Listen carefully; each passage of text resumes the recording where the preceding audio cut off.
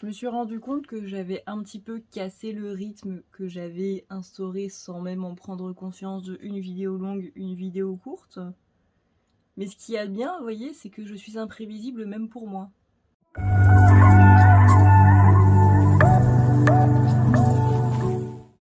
Hey à tout le monde, j'espère que vous allez bien, j'espère que vous avez la pêche, j'espère que vous êtes au taquet et j'espère que vous avez la banane. Aujourd'hui on se retrouve du coup pour la vidéo longue. On va voir un petit peu les énergies, ce qui se passe, etc. etc. Je n'oublie pas bien évidemment la vidéo canalisation sur les collectifs féminins et masculins. Et je sais pas quand est-ce qu'elle viendra. Comme ça on reste bien dans le côté imprévisible. Et si jamais vous avez loupé l'info, étant donné que c'est une info qui a été donnée à la fin de la vidéo longue, la dernière du coup que j'ai postée, vous avez actuellement moins 20% sur le site à ne pas lire la nuit.com sur tout ce qui va être désenvoûtement, nettoyage de lieux, nettoyage, thérapie et tirage.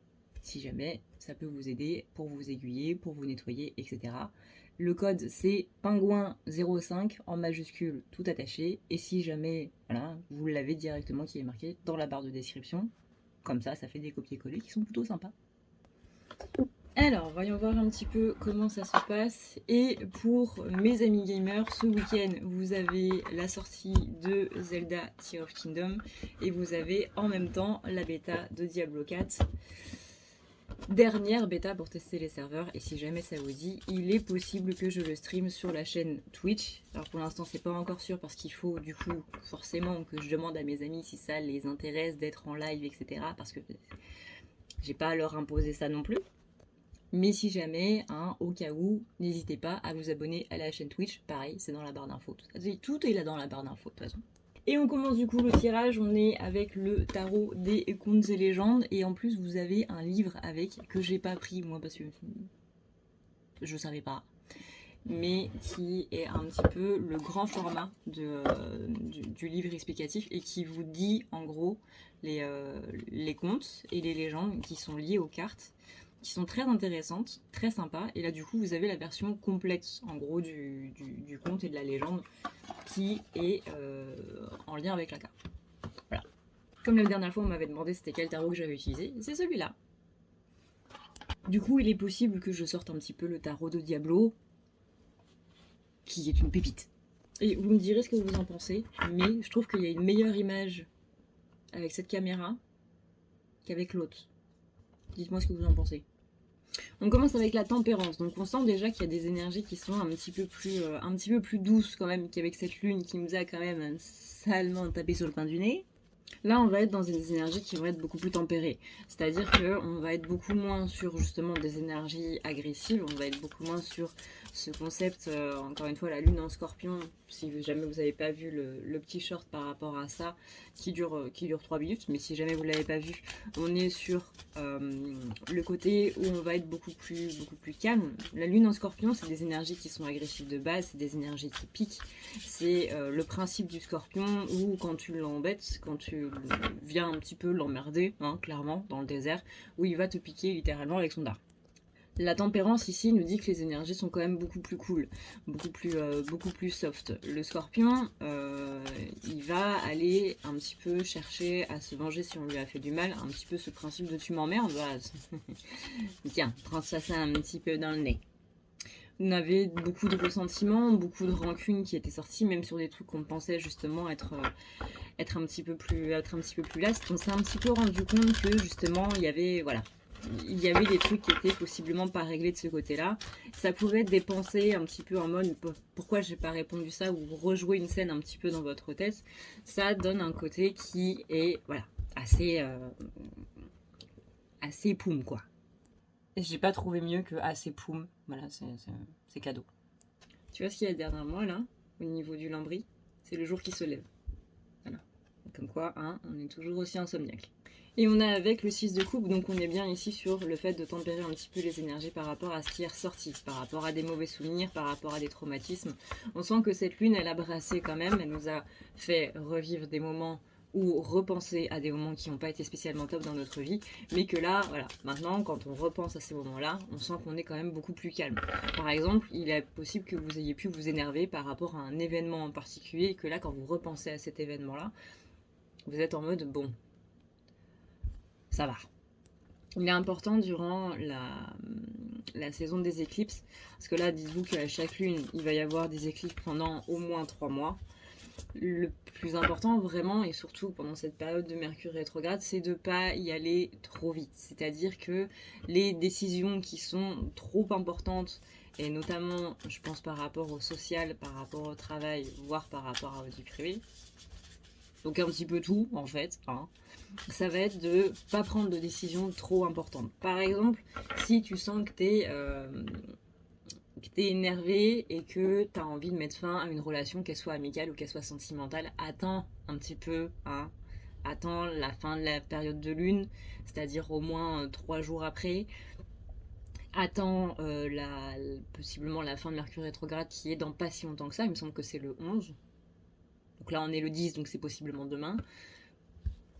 Etc., etc. Tu vois que tu as des événements en fait qui vont faire en sorte que l'émotionnel va être particulièrement présent, et c'est comme aller faire ses courses quand t'as faim.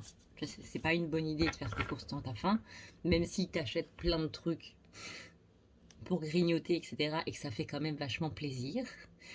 C'est de la gourmandise, on va dire ça comme ça. Je parle en bonne connaissance de cause. Et ben là, c'est un petit peu, ne prends pas de décision sous le coup de tes émotions.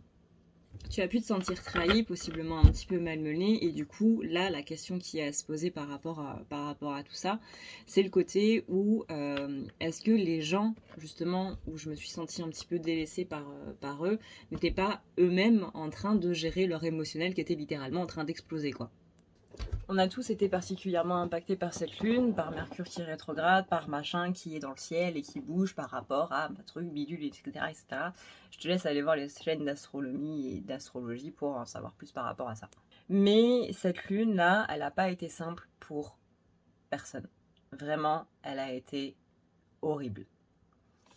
Donc bien entendu que tu as le droit d'en vouloir à des gens par rapport à certaines choses parce que c'était ressenti à toi, et que si tu l'as ressenti comme ça, c'est forcément qu'il y a une raison, tu vois, derrière. Donc ça, je t'invite à aller voir la dernière vidéo longue où on explique blablabla, tu connais la chanson, parce qu'on me pose dedans des questions qui sont relativement intéressantes, notamment par rapport du coup à tout ce que ça a réveillé en fait cette lune.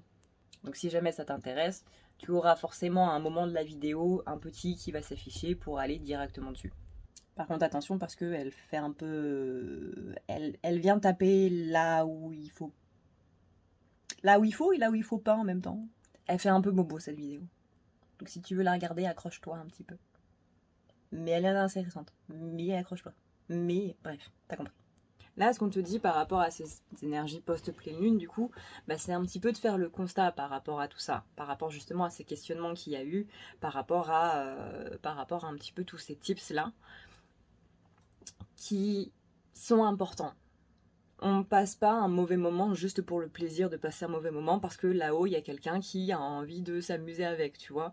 Les guides ne sont pas l'incarnation de Loki, par exemple. Sauf si tu as Loki en guide. Et là, du coup, je te souhaite bon courage.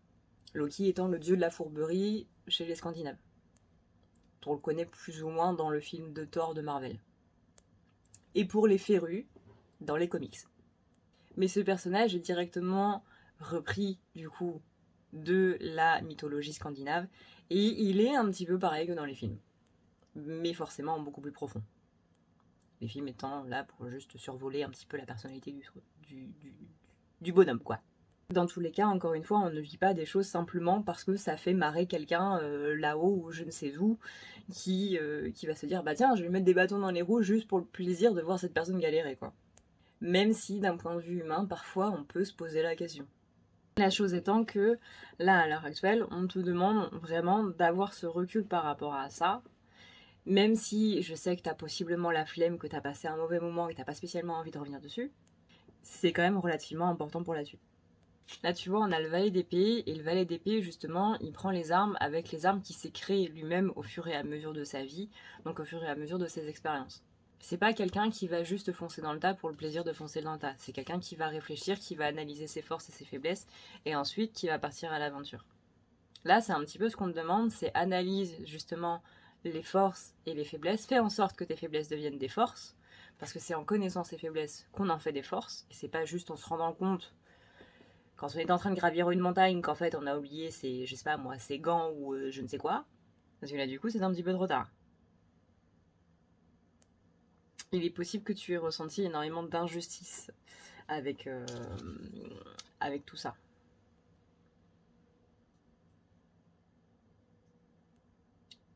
Que tu aies possiblement peur justement de te sentir un petit peu rejeté ou possiblement d'avoir fait quelque chose de mal ou quoi que ce soit. Peut-être que ces pensées-là ne sont même pas au premier plan, mais qu'elles sont un petit peu plus en fond, c'est-à-dire au niveau de l'inconscient. Mais cette question de quelle peur j'ai eue à ce moment-là quand il s'est passé ça avec cette personne, elle est vraiment très importante. Encore une fois, 2023, on va bosser la blessure de l'injustice, mais bien comme il faut. Donc maintenant, la question c'est de savoir à cette lune-là, quelle autre blessure, quelle autre peur s'est greffée en fait à cette blessure d'injustice pour lui donner encore plus corps. Au-delà de l'aspect un petit peu social, sentimental, etc., il y a aussi beaucoup de peur au niveau matériel. À raison, on va dire. Dans le sens où peut-être que tu vois que ton compte en banque se vide ou que justement tes dépenses sont plus élevées que tes revenus. On a le côté, on a la carte en fait de la juste défiance par rapport à l'économie. Ça c'est le jeu du grand détail là, en version vintage. Tu vois, on a quand même pas mal d'éclaircissements par rapport à des ignorances. J'avais vu sur la vidéo d'une collègue, alors je me souviens plus de son nom, je suis désolée, mais j'avais vu qu'il y avait pas mal de choses qui étaient aussi en train d'exploser un petit peu. Je crois que c'est la vidéo de S12 sur TikTok. Qui disait donc qu'il y avait beaucoup de secrets de famille, beaucoup de choses un petit peu cachées qui étaient en train justement de se révéler, et pas spécialement au niveau familial, mais aussi au niveau de ta famille, en gros, sociale, quoi. La famille de cœur, on va dire ça comme ça, pas spécialement la famille de sang. Et qu'il y a beaucoup de choses, en fait, qui sont en train de se réveiller, là, mais réveiller dans le sens où on ouvre les yeux un petit peu. Donc ça peut être soit sur des gens qui sont toxiques, soit sur des situations qui sont toxiques, mais aussi par rapport à des choses qu'on oserait possiblement cacher. Donc si ça n'a pas été le cas, du coup, durant la semaine dernière, bon, bah dis-toi que ça va, quoi. Sinon, tu serais déjà au courant. Mais en gros, ouais. Il y a eu possiblement des gens autour de toi qui ont eu besoin de se mettre un petit peu dans une solitude et de gérer un petit peu leur émotionnel. Donc il y a une question ici de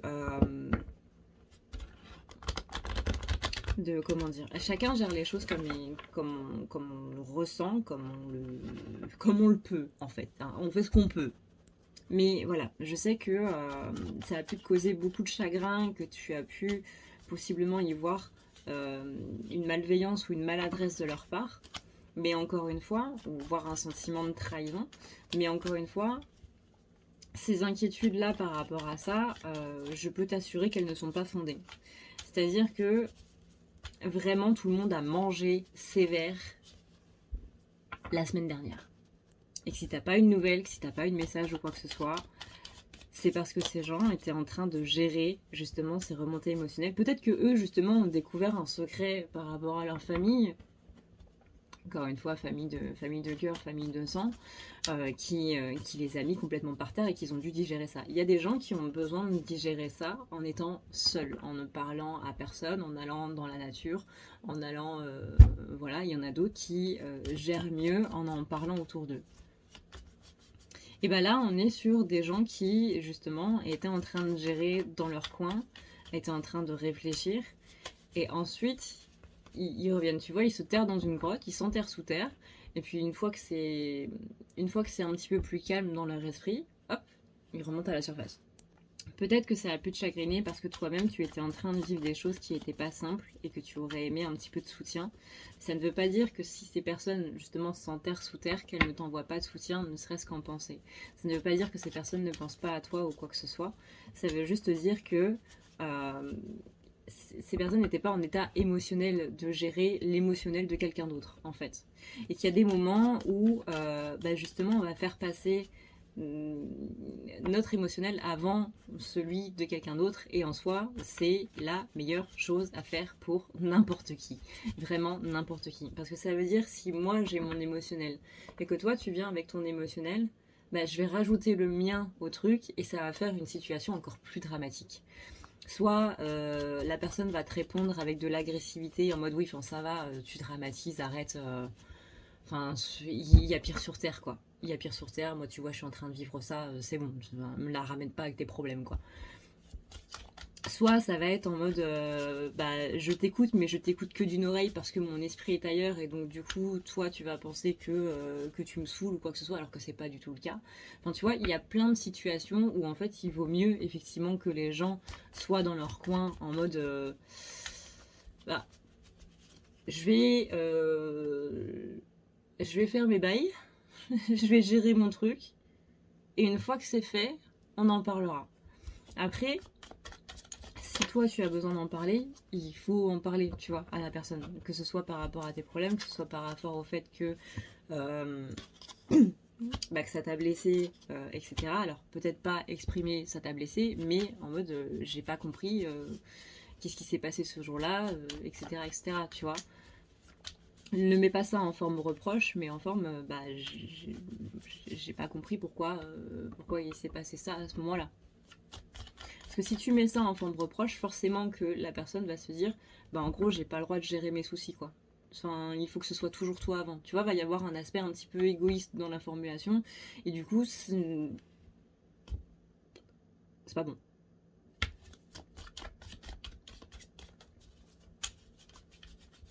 N'hésite pas aussi à demander si justement, voilà, si par exemple, encore une fois, si t'as pas eu de nouvelles des gens, bah si ça allait pour eux aussi. On sait jamais. Parce que cette notion de secret qui explose, elle est quand même assez présente hein, dans le tirage. Hein. Tu vois, on a ici l'embarras. On a l'effet. On a le faux.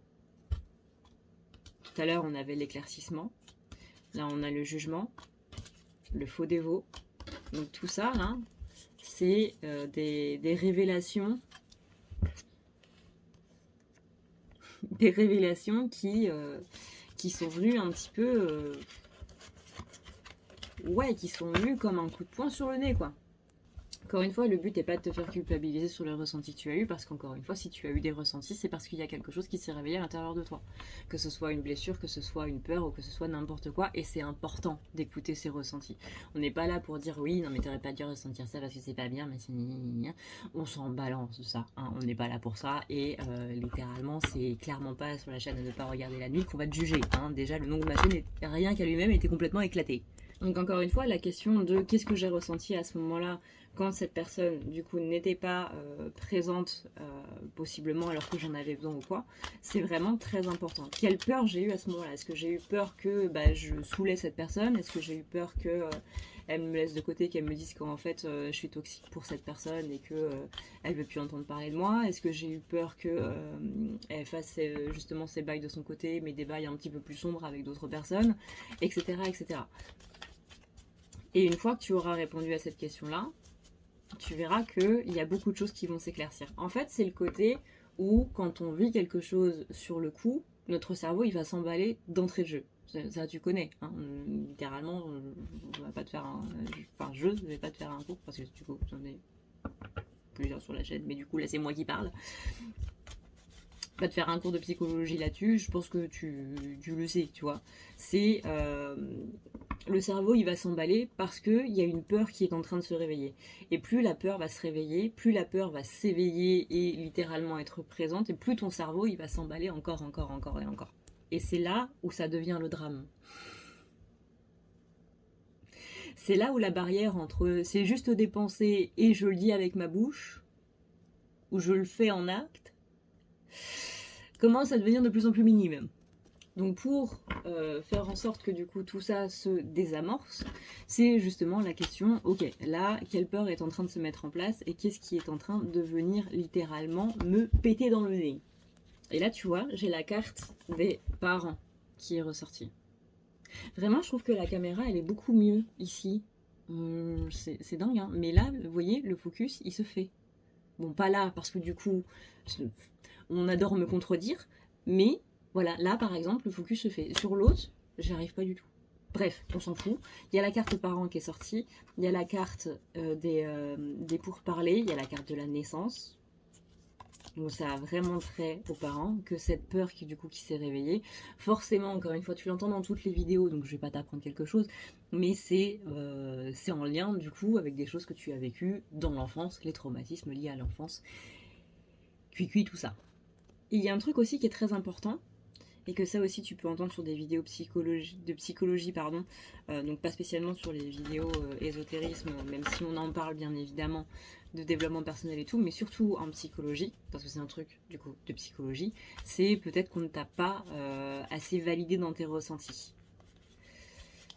Et que du coup, pour toi, ou pour cette personne, hein, parce que ça peut être aussi vis-à-vis d'une autre personne, c'est pas juste un tirage pour toi, ça peut être quelqu'un de ton entourage, mais c'est possible que quand tu exprimais tes ressentis, on te disait oui, enfin ça va. Encore une fois, c'est arrête de dramatiser, ça peut être la simple phrase de oui, bah continue de pleurer, je vais te donner une bonne raison de pleurer. Je pense qu'on a tous entendu celle-là. Mais c'est des petits trucs, tu vois, qui invalident le fait de ressentir quelque chose et que, en gros, le simple fait de ressentir, c'est pas spécialement bien. Le simple fait d'avoir des sentiments, de ressentir des choses, bah, des sentiments, du coup, c'est pas quelque chose de top, ça va pas t'aider dans la vie, ça fait de toi quelqu'un de faible, quelqu'un qui est chiant, quelqu'un qui est saoulant. Écoute, j'ai pas le temps pour tes pleurs, j'ai autre chose à faire. De toute façon, tu pleures tout le temps, etc., etc. Voilà. Donc là, il y a un réel blocage ici avec le fait de s'autoriser à ressentir des choses et de se dire, bah, à partir du moment où je le ressens, c'est déjà une validation en soi, tu vois. Encore une fois, c'est pour ça que je te dis que c'est très important qu'à partir du moment où, peu importe qu'on te donne l'explication du pourquoi, du comment, si tu l'as ressenti comme ça, ne culpabilise pas d'avoir ressenti ça, en fait. Parce qu'il y a beaucoup ce truc dans l'éducation, notamment dans l'éducation d'avant. Alors aujourd'hui, je sais pas trop parce que je suis pas spécialement en présence d'enfants ou quoi. Enfin, j'ai mes neveux, mais voilà, c'est tout. C'est le côté où vraiment à chaque fois que l'enfant ressentait quelque chose, exprimait quelque chose, c'était pas bien. Enfin, c'est pas que c'était pas bien, mais c'est que c'était chiant en fait. Tu pleures, c'est chiant, et t'es trop joyeux, en mode tu cours partout, t'es heureux, et tu chantes, tu danses, etc. On va te dire de calmer. Donc dans tous les cas, on te dit, hé, on va se calmer 2 secondes là, ok? J'ai pas le temps pour ces conneries. Donc, il y a ce côté où, bah, quand ça va pas, c'est chiant, et quand ça va, c'est chiant. Au bout d'un moment, toi, t'es un enfant. Tu sais pas encore ce que c'est que la vie. On regarde les VHS de Disney, là. VHS, les gars, hein. VHS. Ou DVD, allez. Mais on ne sait pas encore ce que c'est que la vie, et notre commencement dans la vie, c'est à partir du moment où tu ressens quelque chose, c'est chiant. Et du coup, c'est invalidant pour la personne que tu es en train de devenir, qui justement ressent des choses, explore la vie, s'émerveille des choses. On te dit que c'est chiant. Mais à quelle heure en fait? Genre par exemple, aujourd'hui, si vous avez des gens qui sont blasés dans votre entourage, c'est justement parce que eux, on les a bien matraqués par rapport à ça. Genre des gens qui ne s'émerveillent plus de rien et qui sont là en mode ouais, enfin ça va, c'est qu'un coucher de soleil quoi. Regarde les nuages, ils sont merveilleux. Oui, enfin c'est des nuages quoi. C'est la réflexion de l'atmosphère par rapport à machin qui fait que la couleur est rose quoi. Ça va. Eh bien ces gens qui ne s'émerveillent plus de rien, ce sont des gens à qui on a dit la même chose quand ils étaient enfants. C'est-à-dire que le simple fait de s'émerveiller était chiant. Et si aujourd'hui, il y a au contraire des personnes dans ton entourage qui laissent justement exprimer leur enfant intérieur, c'est possiblement trop selon le prisme de certains, même s'il n'y a jamais trop d'enfants intérieurs. Bah c'est justement parce qu'ils n'ont pas eu ce... Je vais dire un gros mot, Ils n'ont pas eu le privilège de pouvoir le faire quand ils étaient enfants. Donc du coup, c'est comme s'ils rattrapaient le temps perdu à l'heure actuelle. Est-ce que c'est quelque chose de négatif? Pas du tout. Encore une fois, il n'y a jamais trop d'enfants intérieurs. Et encore une fois, c'est très important pour moi de valider entre guillemets vos ressentis, même si je suis personne pour le faire, et que la personne qui doit le valider avant tout, c'est vous. Parce qu'à partir du moment où vous avez des ressentis de base, bah, c'est déjà une très bonne chose. Maintenant, oui, c'est important de se demander le pourquoi du comment. Encore une fois, par rapport à tout le côté développement personnel, etc., etc. Et ça, c'est des questions qui sont très importantes et surtout qui sont très évolutives. Pourquoi? Parce que ça va vous permettre à vous-même d'avoir cette évolution par rapport à tout ça, en fait. Le meilleur point de vue que vous pouvez avoir, c'est par rapport aux propres choses que vous avez vécues et comment vous êtes en train de les vivre et surtout pourquoi vous êtes en train de les vivre. Littéralement, pourquoi est-ce que vous êtes en train de les ressentir ici, maintenant, qu'est-ce qui a déclenché ça, etc. Ça, c'est littéralement les meilleures questions que vous pouvez vous poser par rapport à maintenant, en fait. Ou à avant. Mais bref, vous avez compris le délire, quoi. Et je le répéterai jamais assez, mais encore une fois, je dis beaucoup encore une fois dans cette vidéo. Je me répète beaucoup de base dans les vidéos. Mais à partir du moment où vous avez un ressenti, à partir du moment où vous avez un sentiment, il n'y a pas besoin de validation. C'est déjà une validation en soi. Très, très, très important. Et si quelqu'un vous dit t'as pas le droit de ressentir ça, bah tant mieux pour toi si t'es un robot, gars. Mais t'as absolument aucun droit de me dire ça. Parce qu'à partir du moment où je ressens, point barre. Je suis un être humain. Merci. Merci, je suis un être humain. Parce que le jour où on aura les IA, là, qui auront remplacé littéralement tout le monde... Et le jour où il y aura que des robots qui remplaceront tous les travailleurs, etc. dans, je sais pas moi, peut-être 1000 ans, peut-être 500 ans, on n'en sait rien. On en reparlera de tout ça, vous voyez. Mais là, on part dans des délires de science-fiction, de iRobot et tout, qui sont peut-être pas si science-fiction que ça, mais bref. T'as compris le délire. On est des humains, et les humains sont faits pour ressentir. Donc, bah, encore une fois, hein, c'est la validation de « oui, je suis un être humain, merci ». C'est à partir du moment où on ne ressent plus qu'il faut commencer à s'inquiéter. C'est à partir du moment où on est complètement amorphe qu'il faut commencer à se dire il y a un problème là. Encore une fois, les gens qui sont blasés autour de vous, ce sont des gens dont on n'a pas validé un petit peu les choses, en fait. Les ressentis, les expériences, etc., etc. Et qui du coup sont devenus complètement blasés de la vie.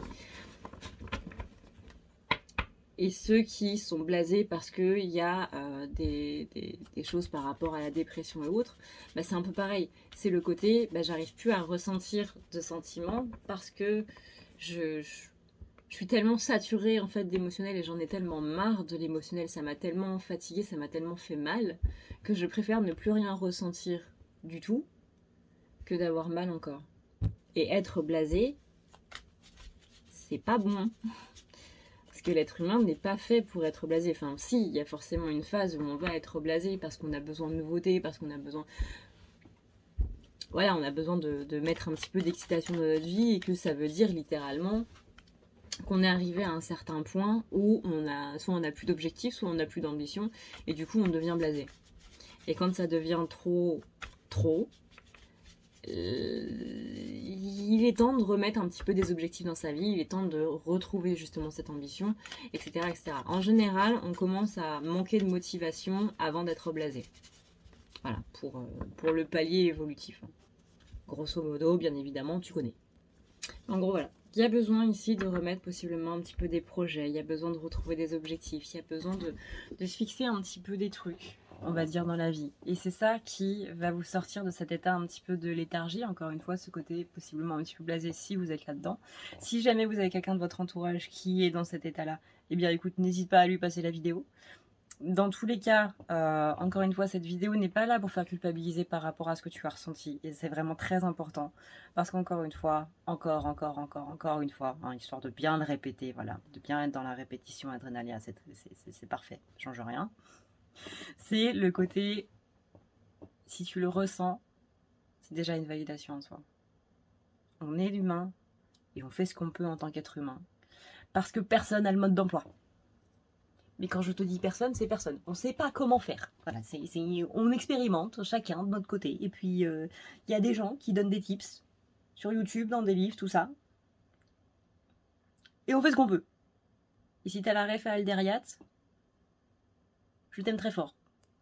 Mais en gros, voilà. Un petit peu ce qu'on peut dire par rapport à cette vidéo qui est, je sais même pas combien de temps j'ai fait, qui est semi-longue, je crois. Je pense pas qu'on va atteindre les 45 minutes. Je vais voir ça après le montage. Mais voilà, si tu veux y voir plus clair par rapport à tes énergies, encore une fois, tu as moins 20% sur les tirages, les désenvoûtements, les nettoyages, nettoyage de lieux et thérapie, sur le site à ne pas lire la nuit qui est dans la barre d'infos avec le code pingouin05. Parce que les pingouins, c'est mignon. On va beaucoup être sur la communication cette semaine aussi. J'ai oublié de le dire ça dans la vidéo, mais bon, c'est pas grave, puisque du coup, là, ça fait toujours partie de la vidéo, donc je triche un peu. De toute façon, j'ai pas dit que c'était fini, donc... Mais voilà, on va beaucoup être sur la communication. Donc, ce que je peux te conseiller, c'est de te focaliser un petit peu sur ton chakra de la gorge.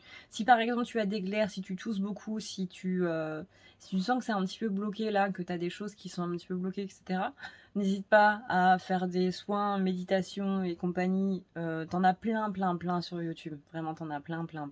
Tu as aussi le soin du mois qui est encore disponible jusqu'à la fin du mois, de toute façon. Pour participer, c'est 10 € minimum via PayPal ou Tipeee. Tu as le lien dans la barre d'infos, pareil.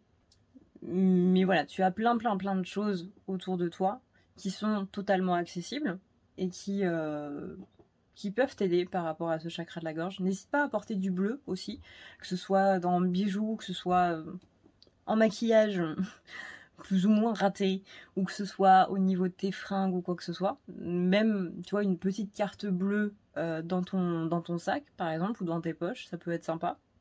Mais cette semaine, entoure-toi de bleu. Bon, je te dis ça, on est mercredi. Mais voilà. Parce qu'on peut. Et puis moi, il va plus me rester qu'à te souhaiter une bonne fin de journée, ou une bonne nuit, ou une bonne soirée, suivant l'heure à laquelle tu écoutes cette vidéo. Je te fais des bisous d'Esquimau, prends soin de toi parce que ça reste encore et toujours le plus important. Ciao!